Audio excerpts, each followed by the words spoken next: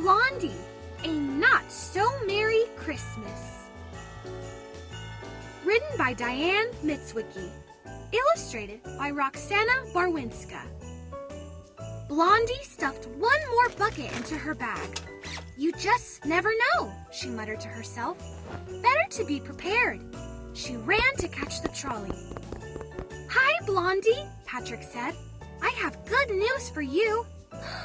You've impressed me so much with your last few missions that I want to offer you a spot on the North Pole route. What?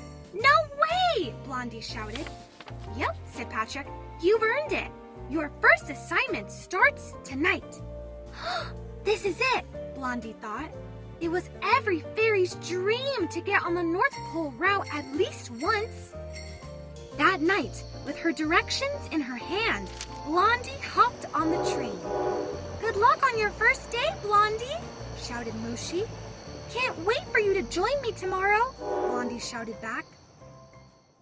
Jingles and Jacks were her first North Pole assignments. She followed the fireflies, and finally, Blondie spotted the North Pole through the misty sky. The air jingled with bells, twinkling lights, and the sound of Santa's reindeer playing. Time to get to work, Blondie whispered to herself. Her first stop was Jingle's place in Kringle's Nook.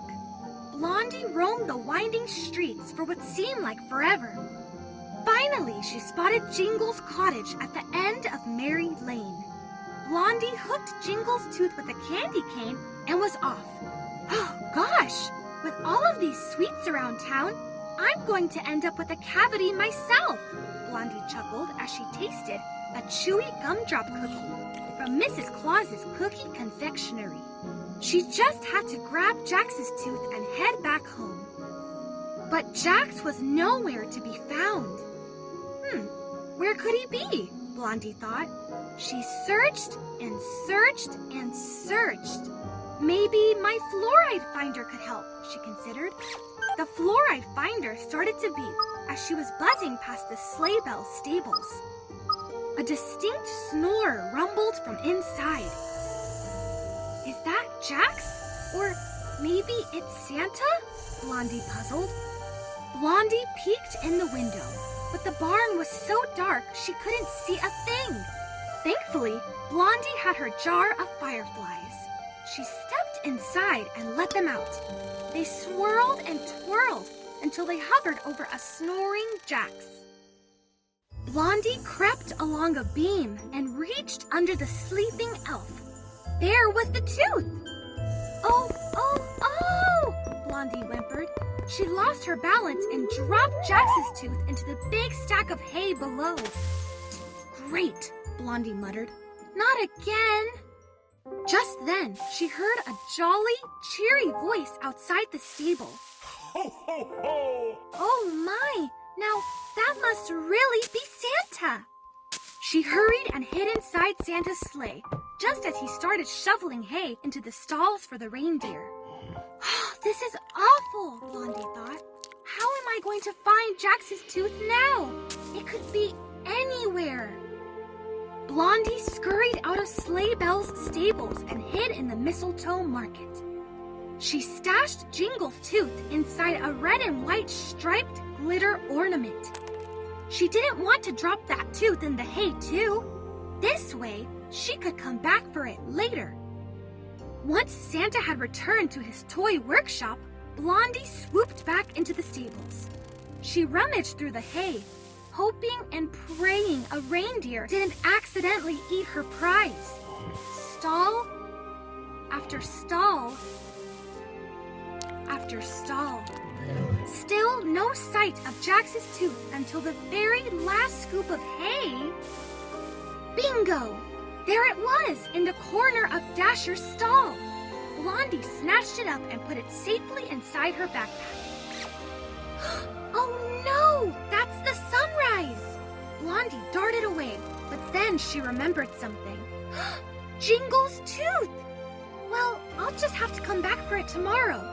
She was sure it would be safe in its hiding place.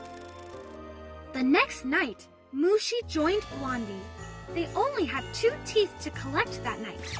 They grabbed Pippi-Mint's tooth and then Bibi's bells. Then they hurried to retrieve Jingle's tooth from the mistletoe market. It was a red and white striped ornament, Blondie explained to Mushi. But when they arrived at the market, they stopped in shock. It was right here, Blondie panicked. They must have been delivered to stores and children's homes. How in the world are we going to find one ornament, Blondie? Mushi asked. There are hundreds just like it. This is all my fault, murmured Blondie. But there's no time to be sad or mad. Let's get out of here. They were off. The pair went to India, Croatia, and then Brazil. No luck. Then to Greece, Germany, and Canada. Nothing. Mushi, I'm so sorry I got you into this mess. I'm not so confident that I can fix this, Blondie spoke quietly. What if Patrick fires me? Fires us? Don't give up now, Blondie. You have that whole backpack filled to the brim to help us, encouraged Mushi. The last stop was Poland. They checked house after house. Then the coffee and gingerbread shops. Even Old Town. Again, nothing. They were both getting tired when Mushi spotted a cozy place to take a rest. The Christmas market. Blondie, do you see what I see? Said Mushi. In the middle of the square were dozens of trees, sparkling bright red and white. Oh snap, muttered Blondie. Soon the market would be full of people ready to celebrate Christmas at the stroke of midnight. Blondie got busy checking ornament by ornament. She climbed each limb. Soon she was covered in sticky pine cones, sap, and pine needles. But Blondie wouldn't give up. Where could Jingle's tooth be? Crack! What was that sound? Said Mushi. The Raven Ribbon River, shouted Blondie. A moose on the loose? A moose was running across the frozen river, cracking the ice. His antlers were all tangled in a string of lights and ornaments. Blondie threw her lasso to catch him, but missed. She needed something bigger.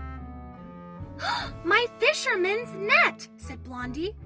She missed the moose again. Blondie dug deep into her Tooth Fairy backpack and found her berry bark.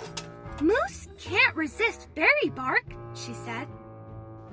And just like that, sniff, sniff, wiggle, waggle, crunchy, crunch, munchy, munch. A moose's favorite lunch. The moose ate all of Blondie's berry bark.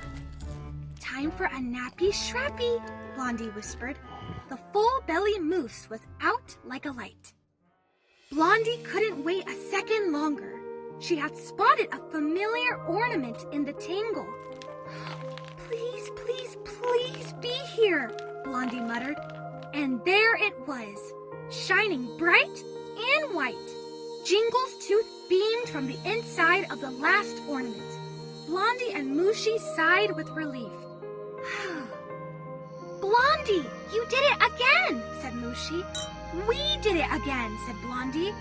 Thank you, Mushi, for not giving up on me, for believing in me, even when I didn't believe in myself. It was a very Merry Christmas on Firefly Lane this year.